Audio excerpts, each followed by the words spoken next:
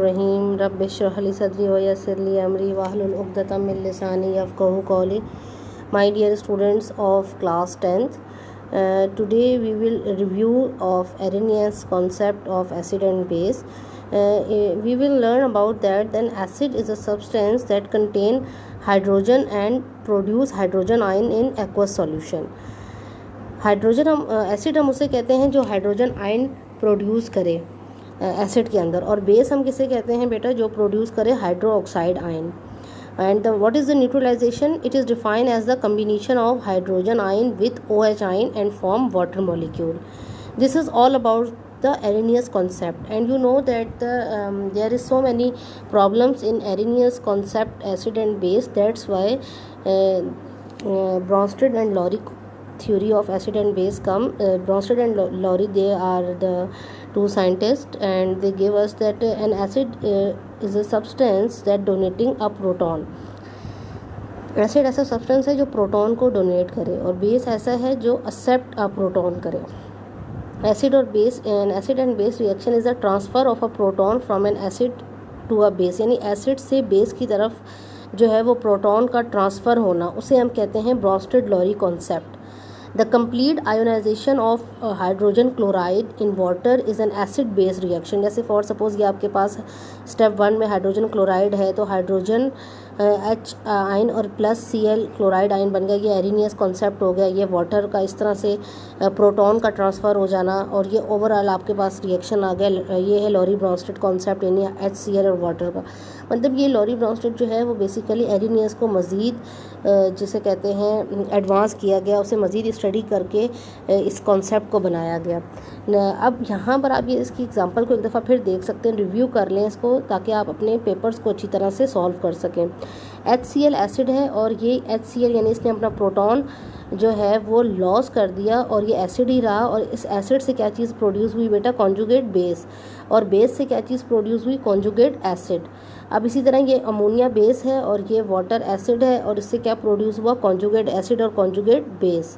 ये आपको overall reaction है. यहाँ मैं थोड़ी तेज़ी से इसलिए जा रही हूँ क्योंकि ये हम वार्म अप हो रहे हैं, रिव्यू कर रहे हैं.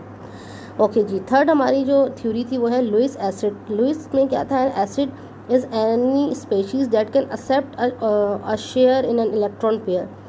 In simple words we can say that the Lewis base an electron pair donor, यानी Lewis base क्या है, वो electron pair donor है, और Lewis acid क्या है, it is an electron pair acceptor. Lewis acid and base both react and they form adduct. Okay ji. Now students come here and see this BF3 boron trifluoride.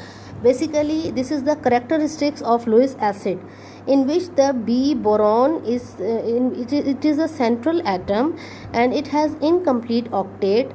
आप BF3 ले सकते हैं, AlCl3 ले सकते हैं, ferric trichloride, aluminium trichloride.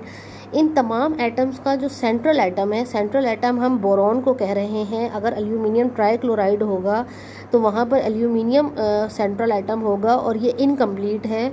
ये कैसे incomplete है आप ये देखें, इसके साथ ये दो इलेक्ट्रॉन्स ये हो गए, दो ये हो गए 4, और दो ये हो गए 6. जबकि इसके जो ऑक्टेट है वो कब कंप्लीट होता है, जब 8 इलेक्ट्रॉन्स हों. तो इट मींस इसका जो ये है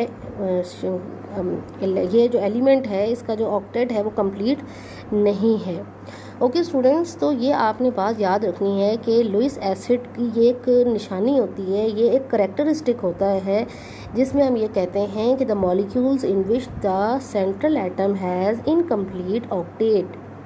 It means they have only 6 electrons around them. Therefore, these can accept an electron pair. Okay जी. ये देखें जी, हमारे पास ये एसिड है और इसके ऊपर लगा हुआ है ये प्लस. अब यहाँ से ये जो है वो डोनेट कर रहा है. ये डोनेट कर रहा है, क्यों कर रहा है, क्योंकि इसके पास लॉन पेयर मौजूद है. तो आपने ये करेक्टरिस्टिक्स लुईस बेस की याद रखनी है कि lone pairs are present. Lone pairs जिसके पास होंगे वो लुईस बेस होगा, और जिसके पास नहीं होगा, जिसका जो इनकम्प्लीट होगा वो क्या होगा, लुईस एसिड होगा, यानी जिसका सेंट्रल एटम इनकम्प्लीट होगा. और ये हाइड्रोनियम आयन बन रहा है. एक या एक से ज़्यादा लॉन पेयर वाले क्या होते हैं, लुईस बेस. नेक्स्ट आप अपना देख लें, ये आपके पास कार्बन मोनोऑक्साइड, यहाँ पर ये 2+ इसके पास आ गया, ये बेस, ये सेम आपके पास ये एग्जांपल्स रिवाइज हो रही हैं कि ये अपना लोन पेयर इसको दे रहा है, और ये देखिए यहाँ पर ये बन गया एडक्ट, एंड ये इसको हम हमेशा लार्ज ब्रैकेट के अंदर लिखते हैं। ये जो आपको लार्ज ब्रैकेट नज़र आ रही है, हम इसमें क्यों लिखते हैं, क्योंकि इसे हम कहते हैं coordinate covalent bond. Such bonds are known as the coordinate covalent bonds. Okay students, now this is the Lewis acid in which they all have the positive charge. इन सब के पास पॉजिटिव चार्ज है, लुइस बेस के पास negative charge है।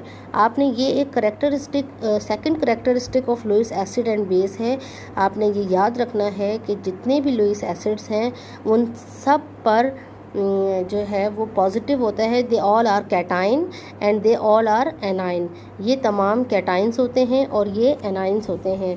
और आपको पता है cation वो होते हैं जो इलेक्ट्रॉन डेफिशिएंट होते हैं, और एनाइन वो होते हैं जो इलेक्ट्रॉन एफिशिएंट होते हैं। यानी ये अपना इलेक्ट्रॉन लॉस कर चुके हैं, इनको मज़ीद ज़रूरत है, इसलिए ये गेन करते हैं, और ये लॉस करते हैं क्योंकि इनके पास इलेक्ट्रॉन की ज़्यादती होती है। So this is all about the 3 theories of Arrhenius, Bronsted and Lewis.